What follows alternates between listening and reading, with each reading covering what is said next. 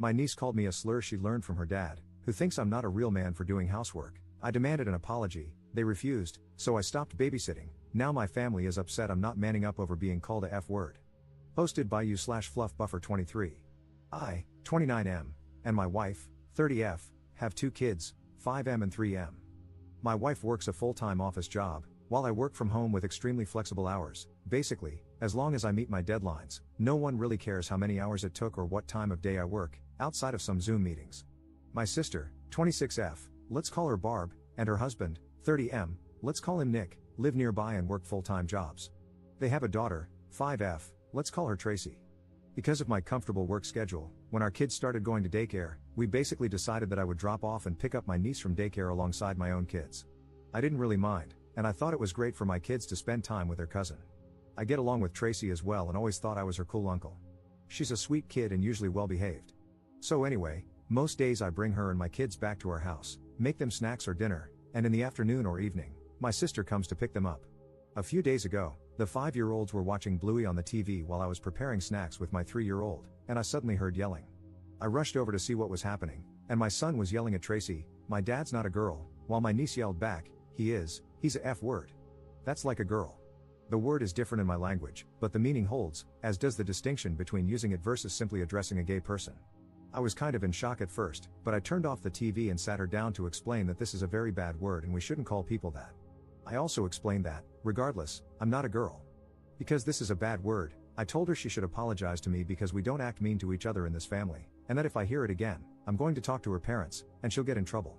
She said she wouldn't get in trouble because that's what her dad called me, and he's not in trouble. I was stunned. I told her that regardless of what her dad said, it's a very bad word and she's not to use it with me or in my presence, and that she should apologize regardless because it hurt my feelings. She did apologize because she's a really good kid. We talked some more, and I prodded her about other things her parents said. From what I gathered, getting info out of a 5-year-old being obviously a difficult and unreliable process, Nick, my brother-in-law, told my sister in Tracy's presence that men shouldn't be sitting at home all day doing childcare, that cooking is a woman's duty, as is cleaning, and really most of the things I do around my house. He said I'm a girl. I interpret this as not really a man, because I do housework and my wife earns more money than I do. I explained to Tracy as best I could that men and women can work from an office or from home, and that my wife or Barb working long hours from the office doesn't make them men, and vice versa. I didn't dwell on it with her since it's not really her fault. I didn't immediately bring it up with my sister because I figured it would be a difficult conversation, and I didn't want to have it in front of the kids. I also wanted to talk it out with my wife first. I talked to my wife that evening, and she seemed really upset as well. I told her that I think I should demand an apology from Nick and my sister, and she agreed. I called my sister and told her what happened. She said that it's just a word and I'm blowing it out of proportion, and obviously Nick doesn't dislike me. I said I don't care whether he does or doesn't dislike me, he is talking crap about me behind my back to my niece and to her, and she is apparently very chill about this rather than standing up for me. She said that's how Nick is, and I should stop being a drama queen. I told her to screw off, and if that's how she felt, she could pick up her own child from daycare, and I hung up. I know it was really short notice and rude, but I really felt like I was being disrespected by people I've done so much for over the years, and they are my family. My wife said she understood and that I shouldn't back down until I at least get a proper apology. The next 2 days were a weekend, and there was no daycare. I assumed there would be calls or texts from Barb, but there was nothing. In fact, the suspicious lack of messages or calls made me think she didn't take my words seriously, which actually made me angrier. The calls did come when it was time to pick up Tracy for daycare, and I, obviously, didn't come. I dropped my own kids off and didn't even answer for a while. I know it was petty, but I had been stewing for 2 days and figured letting Barb stew for a few hours seemed really appropriate and felt really good. Around noon, when she called again, I did pick up. I was going to smugly tell her that I was ready for my apology and we could put it behind us, but I didn't get the chance. Instead, she went off on me about how I was irresponsible and flaked, and she was so late for work because of me. I told her, "I told you I wasn't going to pick her up. You had 2 days to make arrangements." She kept yelling at me, so I hung up again. She kept calling and sending texts about picking Tracy up from daycare, to which I said I would not, then stopped replying. When I came to pick my kids up, Tracy expected me to take her as well. I didn't, which was really rough on both of us. I know it's not her fault, she's 5, and she suddenly doesn't get to come over to our place to play and have snacks, but at the same time, I didn't want to just let this thing go. I felt like I deserved an apology, and still do, so I explained that her mom and I were fighting, but I would pick her up again when we worked it out. She obviously didn't take it well, because she's 5, but I apologized, took my kids, and left. A bit later, I got a call from my mom. Barb roped her into picking up Tracy, but my mom is disabled, so she was having a really hard time with Tracy. She asked me why I was being mean to Barb. I told her everything, expecting her to take my side, but instead, she also pulled a "you know how Nick is." I replied that the more I realize how Nick is, the less I like it, and if he thinks all this crap in general and about me specifically, I sure as hell am not going to be doing free labor for him. She said I was blowing this all out of proportion, and I told her I wasn't the one doing it, because all I asked for was an effing apology, and everyone else seemed to prefer all this drama over just giving it to me. She said I should just be the bigger man and not let it get to me. I told her I was done and to have fun with Tracy. That evening, I got a call from Nick himself, which I hesitated to answer, but I chose to on the off chance that I was actually about to get an apology. Nope. Apparently, my behavior is causing Barb great distress, and he wanted to know how I could do this to my own sister. I told him that since we're family, how could he talk crap about me to his kid, whom I take care of daily? He said he was only joking and it was all in good fun. I told him it was neither good nor fun for me, and I wanted my apology. He blew up on me, telling me I was a F word and couldn't take a joke, and called me a hysterical little girl. I told him to screw off, that I was done with him, and hung up. This led to a bunch of calls from Barb and my mom, which I didn't answer. Barb texted me that it wasn't fair for Tracy to pay the price for me being petty, and I told her it wasn't fair for Tracy to pay the price for her parents being ungrateful pieces of crap. She yelled at me about how she was going to lose her job and I was being cruel to her and to mom. I told her I was done, and unless her next message was an apology, I would block her number. It wasn't, so I blocked her. For the past few days, my mom has been picking up Tracy, and it's been really rough seeing her in daycare and explaining that grandma's going to pick her up, which she hates. She tells me she isn't having fun with grandma and wants to come over to our place, and it's breaking my heart. But at the same time, I've never received a single apology from anyone but the 5-year-old, and I feel like letting this go would be telling my family that it's okay to ignore my boundaries. At the same time, I love my niece, and I don't want to traumatize her or have her resent me. She is a good kid, and none of this is her fault. What do I do? Edit. Holy crap, you guys. The post has barely been up for 4 hours, and I'm already so grateful for all your support and advice. The idea of Nick actually wanting Barb to quit her job is not something I had considered, but now I think it might actually have some merit, and it makes me very worried for her. At the same time, I can't really do much until she at least acknowledges that that's just how Nick is, so stop overreacting isn't going to fly with me. I also assume it's only a matter of time before my mom is no longer an option. She's already struggling, so I hope I get a chance to talk to Barb about it, ideally because she sees my point of view, but I'll settle for her being desperate. I don't know what sort of childcare they'll be able to afford. They took out a large mortgage on a house they can barely afford. I will also make sure to emphasize to Tracy that I love her and none of this is her fault. Thank you all. Update 1 day later. Alright, so I posted this yesterday and was genuinely overwhelmed by the comments, advice, and support. I'd like to thank everyone for it and feel this warrants an update. Just to clarify a few things. My dad died from a heart attack 2 years ago, which came as no surprise because he smoked a lot and lived a pretty unhealthy life. It wasn't his first heart attack either. He was a great grandpa and a great dad, right up to the end. But his death left my mom alone, and she doesn't work. My mom has multiple sclerosis, which is mostly steady but slowly gets worse over time and flares up occasionally. It's made worse by stress, which my mom is dealing with now. A flare-up often means she doesn't quite get back to the level she was at before, so we mostly try to keep her stress-free. My dad had life insurance, so her house is paid off, and she has a little money. However, there's also a caretaker who comes over 3 times a week to clean, cook, shop, etc., which she can't afford, so my wife and I pay for it. As I mentioned in a comment on the original post, my wife and I are probably doing better financially than Barb and Nick. They have a fancy house and fancy cars, but they also have a mortgage and loans. The great response I got made me think about all this again. I thought about how I could stand my ground without giving up on Tracy altogether and realized there was no perfect solution. I had to settle on something. I took the day off work because I just needed to process and deal with everything. One comment on the original post really got to me, about how someone in Tracy's place would feel, and I just can't do that to her now. I know this isn't the update some of you wanted, but I just can't. I love her like she's one of my own, and my kids do as well. It's not her fault. I unblocked my sister because, obviously, if I'm going to be interacting with her child, she needs to be able to reach me. I talked to my mom during the day, and she was, again, distraught about having to pick Tracy up, which is pretty hard on her. I told her I was willing to do it, but I was coming over and she'd have to hear me out. She agreed. I talked to her for a long time, avoiding snark and lashing out this time, and just explained that how serious Nick was, or how he is, doesn't matter. I used the rocking the boat analogy someone linked to in the comments and further stressed my point by saying that it shouldn't matter if I was justified or not in getting upset. I'm her child, and if something upset me, it at least warrants giving me the benefit of the doubt before siding against me. Eventually, it seemed to sink in. She apologized, and we hugged it out. I think she got it. She's not a very confrontational person and generally really tries to keep the peace, but this time she went about it the wrong way. I'm not saying I'm not mad, but she's my mom, and she apologized. I explained to her that she shouldn't be covering for me because that means I have no leg to stand on when confronting Nick and Barb. She was receptive to this.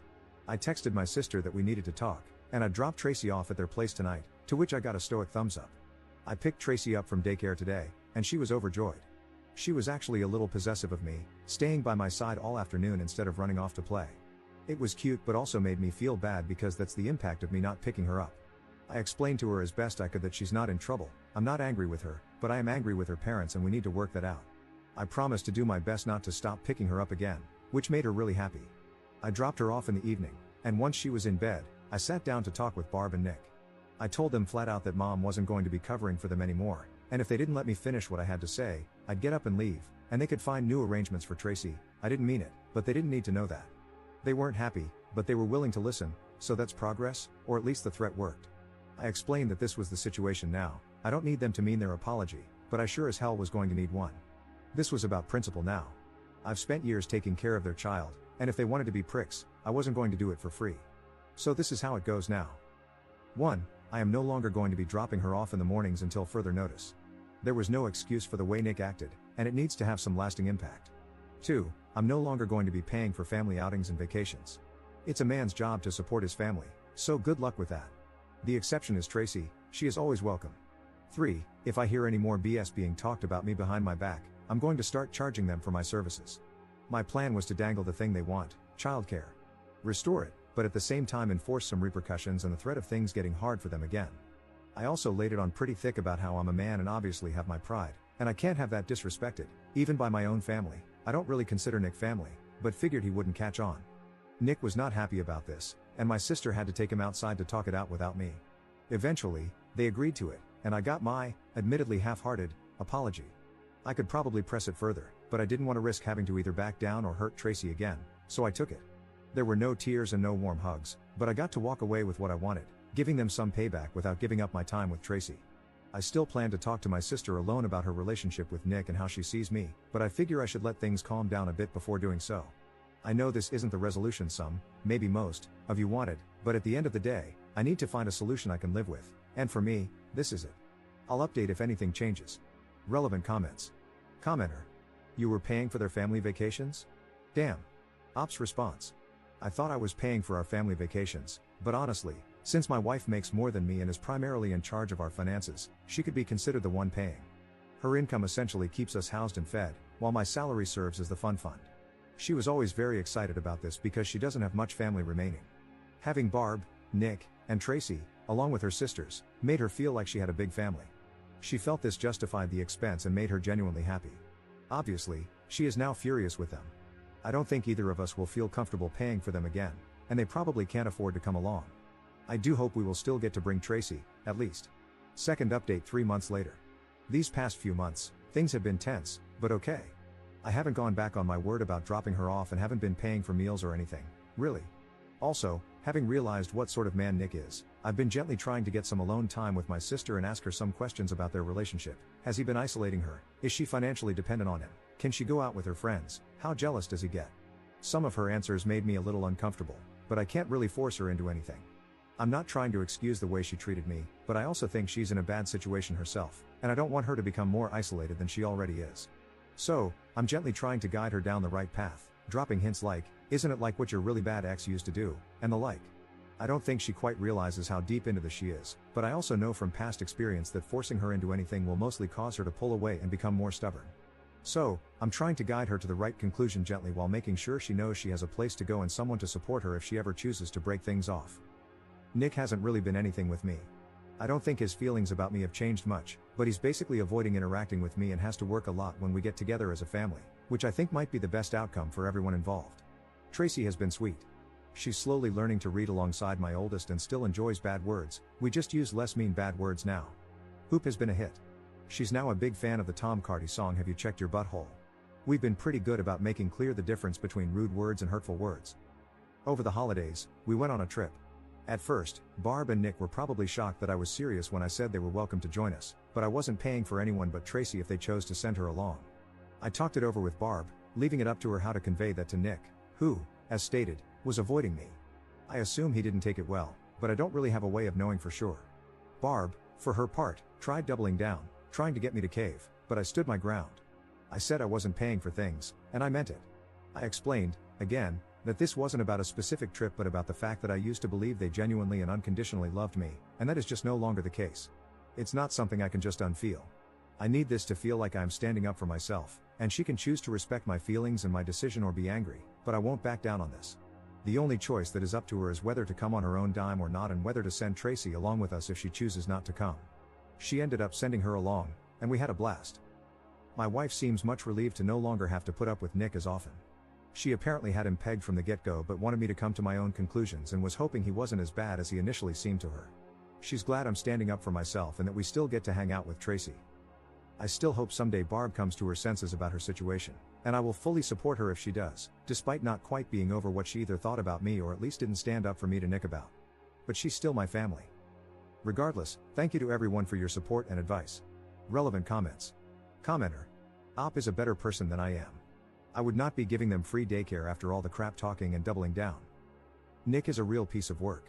On one hand, he's challenging Op's manliness, on the other hand, he's accepting free daycare and vacations from a man he doesn't respect because he has overextended himself with a big house and fancy cars. Commenter 2. I don't know. I mean, Op loves this little girl and knows she is otherwise not well taken care of. He saw her every day that she wasn't with him because he still picked up his own kids and watched this little baby break down daily because of how much she loves and misses him. That's heartbreaking. I do think I would try to be there for my niece as much as possible, especially if I believed her parents were a bad influence and knew she was otherwise not well cared for. I completely understand anyone who chooses not to provide care for the girl anymore. But at the same time, I understand why he does it, for the little girl, not her jerk parents.